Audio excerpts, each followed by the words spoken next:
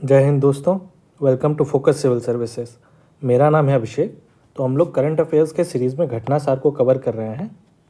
Okay, जिसमें हम लोगों ने घटना सार के वन लाइनर को कवर अप करने की कोशिश किया है। इसमें हम लोगों ने नेशनल और इंटरनेशनल को अभी तक कवर कर लिया है। इसके लिए आप पिछले वीडियोस को देख सकते हैं। इसके लिए मैंने एक प्लेलिस्ट बना दी है जिसका नाम है घटना सार वन लाइनर। ठीक है, यहाँ से आप सारे वीडियोस को देख सकते हैं प्रीवियस। और हम लोग अभी स्टार्ट करेंगे आर्थिकी यानी इकोनॉमिक्स को हम लोग इसका वन लाइनर अभी कवर करेंगे। और दूसरी बात बता देना चाहता हूँ आपको कि मैंने RO के लिए 2023-24 और UPPCS 2024 के लिए, ठीक है, एक फ्री लेक्चर सीरीज़ मैंने स्टार्ट किया है जिसमें आपको अभी ज्योग्राफी के 2 लेक्चर आपको देखने को मिल जाएंगे। ठीक है, और दूसरी बात ये भी कि इसका PDF जो है आपको free of cost Telegram channel से आपको मिल जाएगा। वहाँ पे आप जाकर देख सकते हैं। ठीक है, चलिए आइए शुरू करते हैं। अपना पहला टॉपिक देखते हैं इकोनॉमिक्स से। तो पहला टॉपिक जो है वो है एयरटेल पेमेंट बैंक ने हाल ही में किस नाम से देश का पहला इको फ्रेंडली डेबिट कार्ड, ठीक है, डेबिट कार्ड लॉन्च किया है। तो वो RPVC है। किसने किया है? एयरटेल पेमेंट बैंक ने किया है। हाल ही में भारत सरकार ने किस पड़ोसी देश की डिजिटल पहचान परियोजना को 45 करोड़ की आर्थिक सहायता दी है। तो वो है श्रीलंका। भारत सरकार ने दिया है डिजिटल पहचान परियोजना के लिए किसको? श्रीलंका को 45 करोड़ रुपए। आगे देखते हैं। अगस्त 2023 में विश्व बैंक ने प्रतिष्ठित international committee on credit reporting में किस बैंक की सदस्यता को आधिकारिक तौर पर मंजूरी प्रदान की है? तो वो है बैंक ऑफ इजराइल को।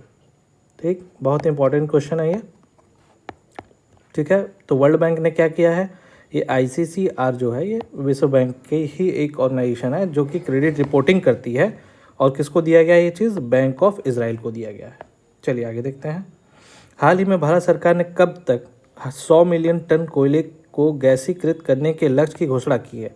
ठीक, 100 मिलियन टन कोयले को गैसीकृत करने की लक्ष्य रखा है 2030 तक। ठीक, भारत सरकार ने, बहुत महत्वपूर्ण है, इसे भी आप नोट डाउन कर लिए। हाल ही में कौन सा बैंक डिजिटल रुपए को UPI QR कोड से जोड़ने वाला देश का पहला बैंक बन गया है? तो वो है HDFC। ठीक है ना, कौन सा बैंक डिजिटल रुपए को UPI QR कोड से जोड़ने वाला देश बना है? तो वो है HDFC बैंक। हाल ही में रेजर पे, ठीक, एक रेजर पे है जिसने क्या किया है? अपना पहला अंतर्राष्ट्रीय भुगतान गेटवे किस देश में शुरू किया है? तो वो है मलेशिया में। ठीक, मलेशिया में इसने स्टार्ट किया है। रेजर पे ने अपना पहला अंतर्राष्ट्रीय भुगतान गेटवे। ओके,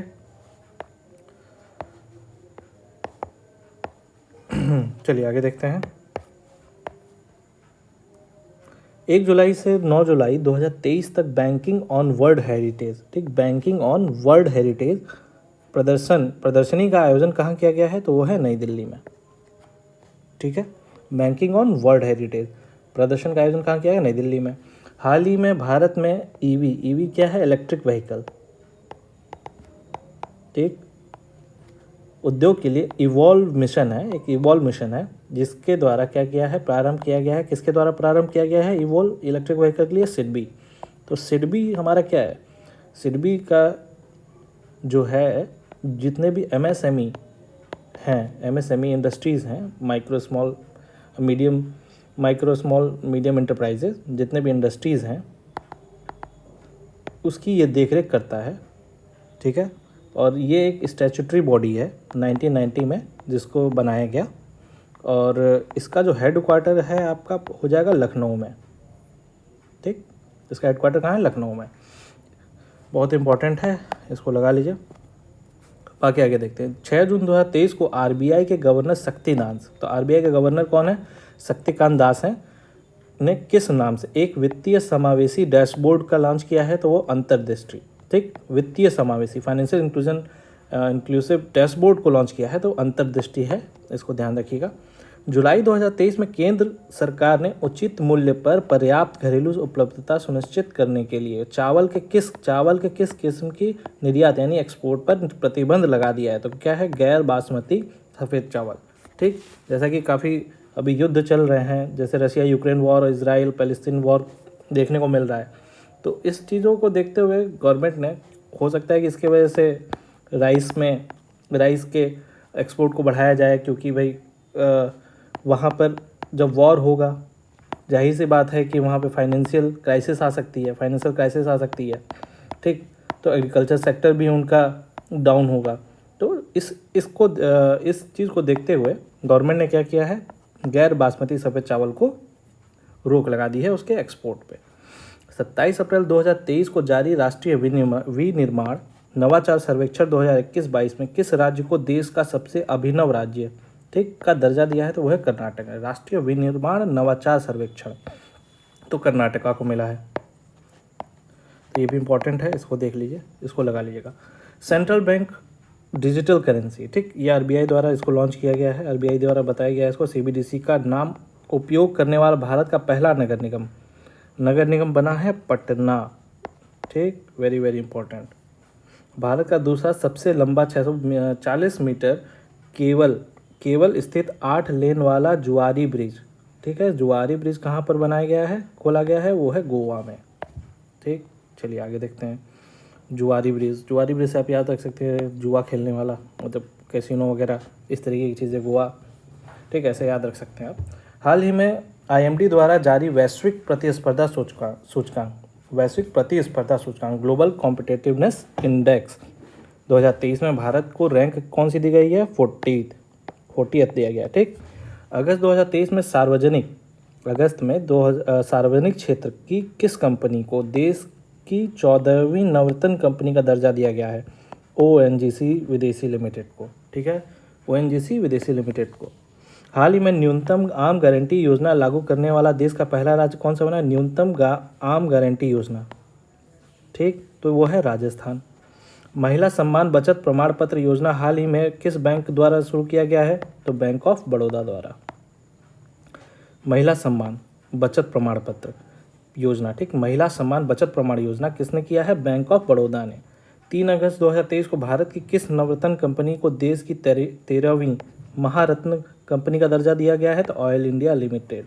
यहाँ देखिए 14वीं नवरत्न कंपनियां बनाया गया है, उसका नाम है ओएनजीसी विदेशी लिमिटेड। और 13वीं महारत्न, 2 तरीके की होती हैं कंपनियां, एक नवरत्न होती है, एक महानवरत्न होती है, महारत्न कंपनियां होती हैं।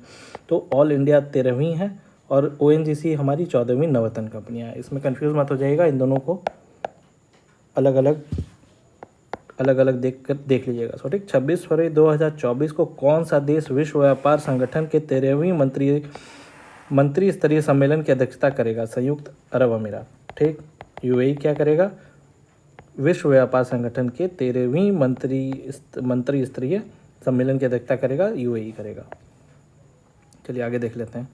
19 अप्रैल 2023 को कहाँ पर Asia infrastructure investment bank AIIB का पहला विदेशी कार्यालय खोलने का निर्णय लिया गया है? तो अबू धाबी में। AIIB जो एशिया इंफ्रास्ट्रक्चर इन्वेस्टमेंट बैंक है, उसका हेडक्वार्टर कहाँ है? उसका हेडक्वार्टर जो है बीजिंग में है। ठीक, इसको 2015 में बनाया गया था। ठीक, इसके जो फाउंडिंग मेंबर हैं 57 है। चलिए आगे देखते हैं। किस देश के रिजर्व बैंक ने स्थानीय मुद्रा को स्थिर करने के लिए स्वर्ण समर्पित डिजिटल मुद्रा जारी करने की घोषणा 23 अप्रैल 2023 को की है? तो जिम्बाब्वे ने क्या किया है कि उसके रिजर्व बैंक ने स्थानीय मुद्रा को स्थिर करने के लिए स्वर्ण समर्पित डिजिटल मुद्रा को जारी किया है, जिम्बाब्वे ने।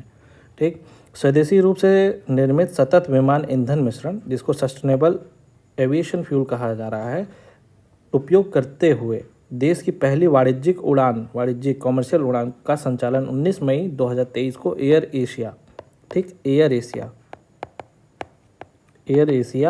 कहाँ से कहाँ तक की गई है? तो पुणे से नई दिल्ली तक। वेरी इंपॉर्टेंट है।